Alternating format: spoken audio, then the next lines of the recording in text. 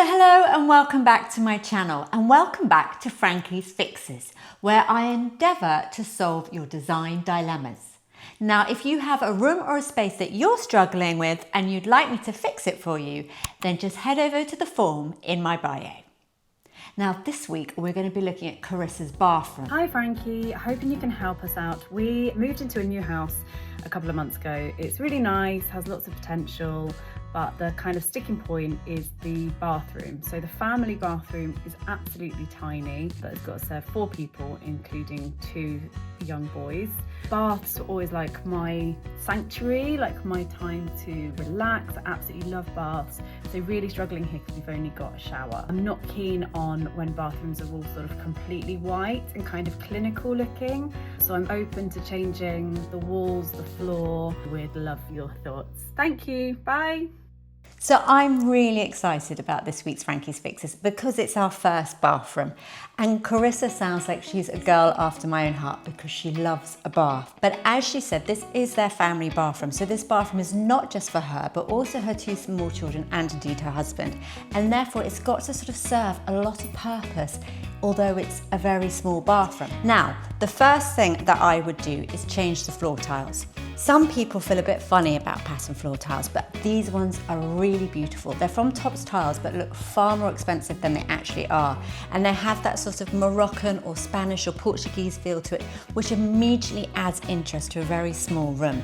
Also, interestingly, pattern floor tiles often make a room seem bigger, and it's a really good way of enhancing the space. Now on the wall, I've chosen these brick tiles. They're called Zelig tiles, and they're kind of like a crackle glaze, and they're not a solid colour. The colour sort of varies a bit, and they're very interesting. And Charissa said she didn't want it to look clinical, and she didn't like sort of plain white bathrooms. So although they're a nice neutral colour, they're not a sterile white. And what they do is they pick out the cream colour in the floor tiles. So those tiles are going to go around the bathroom.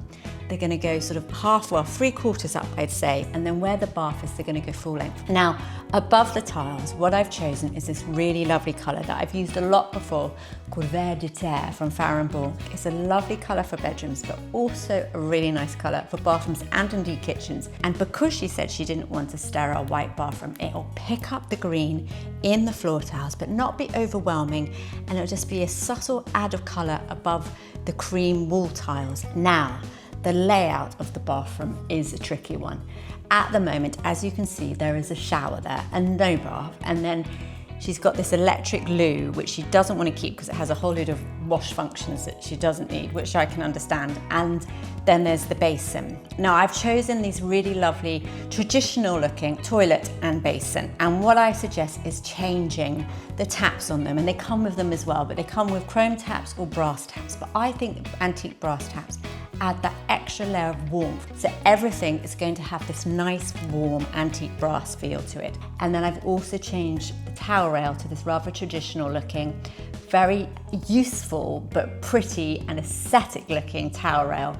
And also, while on the topic of antique brass, I found this really lovely overhead flashlight from Pookie, which adds a little bit of glam, not a lot, just a little nod, but it brings in the brass, and it's a really nice, glamorous, slightly traditional looking, kind of Edwardian Art Deco looking sanitary ware. So that's going to be in the middle of the ceiling.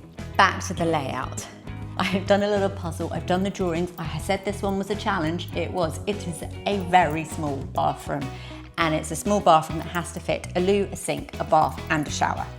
Well, we're not going to be able to get a separate shower, but what I found is this freestanding shower that fits on the wall, so it's not hidden behind the wall. And on that shower, there are the taps for the bath, there is the overhead shower, and then there is a hand shower, which is really important because I think when you've got children, it's really helpful to have a hand shower, especially if you're washing their hair or if you've got to clean the bath afterwards. Now, the bath I am moving. It is not in the corner where the shower is. We're shifting it down, tuck it right under the window to save space. This bath is a kind of hybrid between a normal sort of rectangular bath that just slots in and a roll top bath. So you've got the flat edge against the wall, you've got the flat edge under the window, but you've still got the really lovely heritage curve. Then above that, to go with the more traditional glamorous look, we've got an oval curtain rail.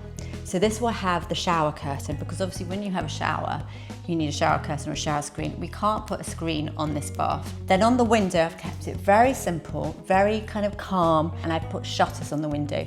These are tiered shutters, so you can have them fully closed and the slats down.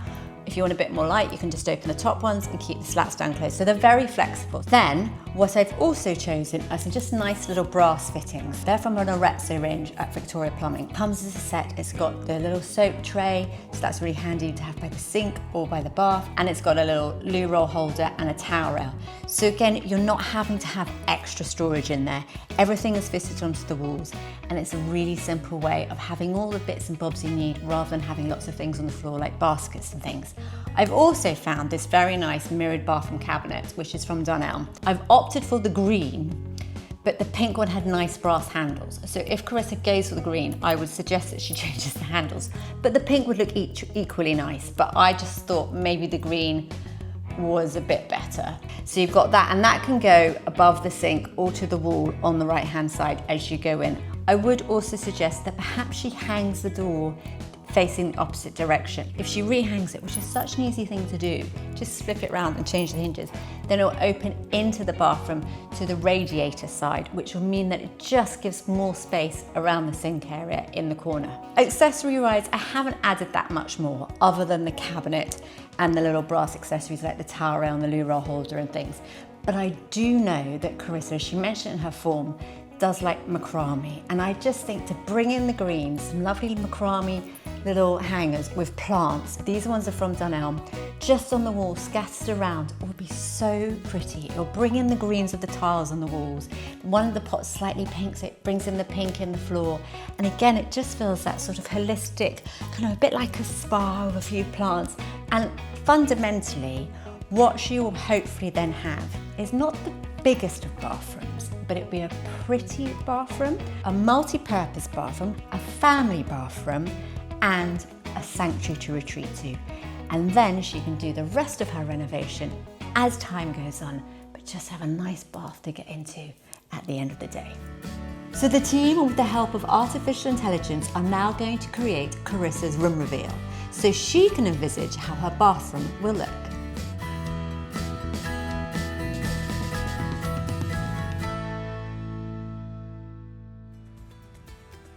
Hi Frankie, thank you so much. I really, really love it.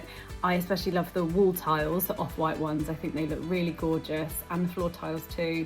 I hadn't thought about turning the bath the other way or the door, such a simple thing, but would obviously make a big difference. And I really like that it's a kind of roll top bath, but it's up against the wall, so you won't have all the water sort of going down there from when the kids have a bath.